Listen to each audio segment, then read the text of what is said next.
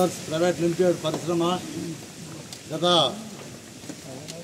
15 సంవత్సరాలుగా నడుస్తూ ఉంది.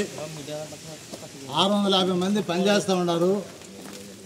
ఈ 650 మందిలో ప్రభుత్వం చెప్పే ప్రకారము 70% స్థానికులకు ఉద్యోగ అవకాశాలు ఇవ్వాలని చెప్తుంది. కానీ ఇక్కడ 10% కూడా లేరు స్థానికులు. అంతా కూడా ఇతర రాష్ట్రాల వాళ్ళు, ఒరిస్సా, బీహార్, ఉత్తరప్రదేశ్ ఇతర రాష్ట్రాల నుంచి మాత్రం వచ్చి పనిచేస్తున్నారు. వీళ్ళకందరికీ కూడా సేఫ్టీ పరికరాలు ఏమాత్రం లేవు. ఇది చాలా ప్రమాదకరమైనటువంటి కాస్టింగ్ జరుగుతుంది. ఇక్కడ పాత ఇనుమంతా కూడా స్క్రాప్ అంతా తీసుకొని వచ్చి కరగబెట్టి దానంతా సెంటరింగ్ మెటీరియల్ తయారు చేసేటువంటి పరిశ్రమ ఇది. ఇక్కడ చూస్తూ ఉన్నాము. ఇక్కడ లేబర్ డిపార్ట్మెంట్ కానీ, ఫ్యాక్టరీ ఇన్స్పెక్టర్ కానీ, బాయిలర్ ఇన్స్పెక్టర్ కానీ దీనికి సంబంధించి ఏ విధంగా లైసెన్సులు ఇచ్చారు, ఏ విధంగా కార్మికులకు భద్రత కల్పించారు, ఏ విధంగా ఫ్యాక్టరీ రూల్స్ని ఇక్కడ పాటించడం లేదు. ఇది పూర్తిగా ప్రభుత్వం సంబంధించినటువంటి అధికారులు యాజమాన్యానికి అమ్ముడు పోవడం వల్ల ఈరోజు కార్మికులకి ఇలాంటి ప్రమాదాలు జరుగుతూ ఉన్నాయి. ఈరోజే కాదు, గత 6 నెలల ముందు కూడా జరిగింది ఇదే చోట. అంతకుముందు కూడా జరిగింది. అంటే పదే పదే ఈ కంపెనీలో కార్మికులు ప్రాణాలు కోల్పోతూ ఉంటే, ప్రమాదాలు గురవుతూ ఉంటే ఇక్కడ దీని మీద ఉన్నత అధికారులు ఏమాత్రం స్పందించకపోవడం శోచనీయం. మేము CIT తరఫున డిమాండ్ చేస్తున్నాం. గతంలో చనిపోయిన వాళ్ళకి, దెబ్బలు తగిలిన వాళ్ళకి ఈరోజు దాదాపు ఇక్కడ ఈ ప్రాంతం ఇక్కడ దాదాపు ఇది అందరూ కానీ ఇక్కడ నుండి 50 మంది చచ్చిపోయి ఉంటారు. ఇక్కడ కొంచెం అలర్ట్ చేశారు కాబట్టి ఈరోజు 6 మందితో ఈరోజు దీనికి బయటపడ్డారు. ఈ 6 మందిలో కూడా ఒకరు చనిపోయినారు అంటున్నారు. ఒకరు కాదు, నాకేమో అనుమానం ఉంది. చాలామంది రకరకాలు చెప్తూ ఉన్నారు. వీళ్ళకి ఇక్కడ కనీసము మంచి ఆహారం కూడా పెట్టడం లేదు. ఏదో రొట్టెలు పెడతారంట, అదేదో దాల్ పెడతారంట. ఇది కాదు, ఇలాంటి చోట పనిచేసే వాళ్ళకి మంచి ఆహారం కూడా ఇవ్వాలి. కాబట్టి కార్మికుల ప్రాణాలకు విలువ లేకుండా ఈ కంపెనీలో మొత్తం బలి తీసుకోవడం అనేది జరుగుతూ ఉంది. ఇప్పటికైనా సరే తిరుపతి జిల్లా కలెక్టర్ గారు, DCL గారు, లేబర్ అధికారులు, ఫ్యాక్టరీ ఇన్స్పెక్టర్లు దీని మీద తగు చర్య తీసుకోవాలి. యాజమాన్యాన్ని నేను CITగా డిమాండ్ చేస్తున్నాం. చనిపోయిన కార్మికుడికి ₹1 కోటి ఎక్స్గ్రేస్ ఇవ్వాలి. అదేవిధంగా మిగతా వాళ్ళందరికీ 25 లక్షల రూపాయలు ఎక్స్గ్రేస్ ఇవ్వాలి. అదేవిధంగా ఈ కంపెనీలో సేఫ్టీ పరికరాలు ఖచ్చితంగా అమలు చేసిన తర్వాతనే మళ్ళీ పునఃప్రారంభించాలని నేను CIT తరఫున డిమాండ్ చేస్తూ ఉన్నాం.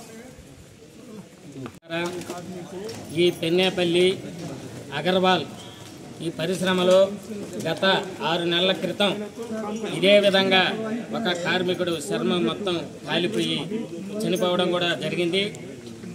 అదేవిధంగా ఈ పరిశ్రమలో కార్మికులే కాదు, ఈ పరిశ్రమ చుట్టుపక్కల ప్రాంతాలలో గిరిజనులు నివాసం ఉండే ఏరియా ఇది. ఈ పొల్యూషన్ వల్ల గిరిజనులు నానా ఇబ్బందులు పడుతున్నారు. అయినా అధికారులు మాత్రం పట్టి పట్టనట్టుగా వ్యవహరిస్తున్నారు. అసలు దీనికి పొల్యూషన్ డిపార్ట్మెంట్ పర్మిషన్ ఉందా లేదా అని కూడా మేము అడుగుతున్నాం. వాళ్ళు ఉండదంటున్నారు. ఉంటే ఈ పొల్యూషన్ పర్మిషన్ ఎట్టిచ్చారనేది కూడా మేము అడుగుతున్నాం.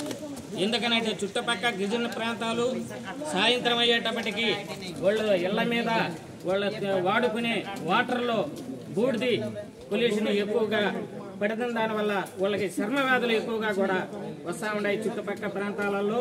అది అధికారులు గమనించడం లేదు. ఈ పొల్యూషన్ కూడా గమనించాలి. అదేవిధంగా చుట్టుపక్కల ఫారెస్ట్ ఏరియా, అసలు ఇది పారిశ్రామిక సంబంధించిందని కూడా మేము అడుగుతున్నాము. కానీ వాళ్ళు మేము కొన్నాము అని అంటున్నారు. ఇది కొన్నది కాదు, భూమి. దీంట్లో ఫారెస్ట్ పొలం కూడా ఆక్రమణ కూడా జరిగిందని కూడా మేము తెలియజేస్తున్నాం. అది కూడా పర్టికులర్గా పరిశీలించి ఫారెస్ట్ భూముల్ని ఉంటే గిరిజనులకు కూడా హక్కు కల్పించాలనేది కూడా మేము అడుగుతున్నాం. చుట్టుపక్కల గిరిజనులకి పొలాలు లేక నానా ఇబ్బందులు పడుతున్నారు. కానీ అధికారులు పరిశ్రమలకి వాళ్ళకి కట్టబెడుతున్నారే కానీ గిరిజనులకి సెంటు భూమి కూడా ఇవ్వడం లేదు. తక్షణమే గిరిజనులకి భూమి ఏర్పాటు చేయాలి.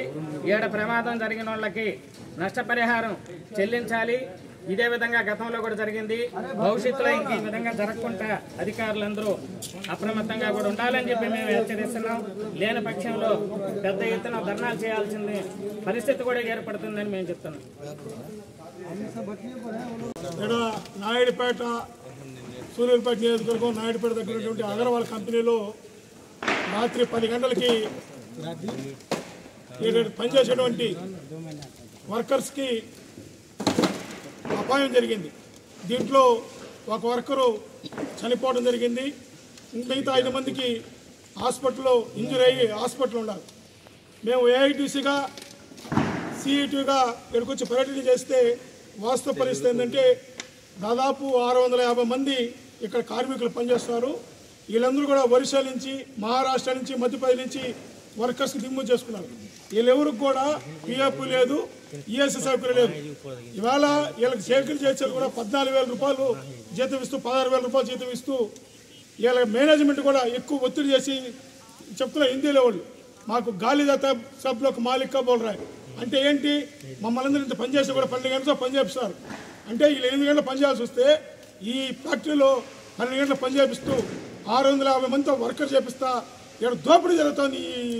దీంట్లో ఈ కంపెనీలో ఇక్కడ ఉండేటువంటి మేనేజ్మెంట్ ఇక్కడ హైదరాబాద్లో కూర్చుంటారు. ఇక్కడ వర్కర్స్కి ఏం కావాలో చూడరు. వీళ్ళకి ఫ్రీగా భోజనం పెడుతున్నారు, ఫ్రీగా భోజనం లేదు, అంత డబ్బులకే భోజనం పెడుతున్నారు. అంటే ల్యాబ్ యాక్ట్ ప్రకారం వీళ్ళ దగ్గర దోపిడీ చేపిస్తూ వీళ్ళ శ్రమ దోపిడీ చేస్తున్నారు ఈ మేనేజ్మెంట్. తక్షణమే ఎవరైతే చనిపోయిన వ్యక్తికి 50 లక్షల రూపాయలు ఎక్సెస్ ఇవ్వాలా, ఎవరైతే అపాయంతో హాస్పిటల్ ఉన్నారో మనిషికి 10 లక్షల రూపాయలు వాళ్ళకి కుటుంబానికి చెల్లించాలని చెప్పి ఏఐటీసీ మేము డిమాండ్ చేస్తున్నాం.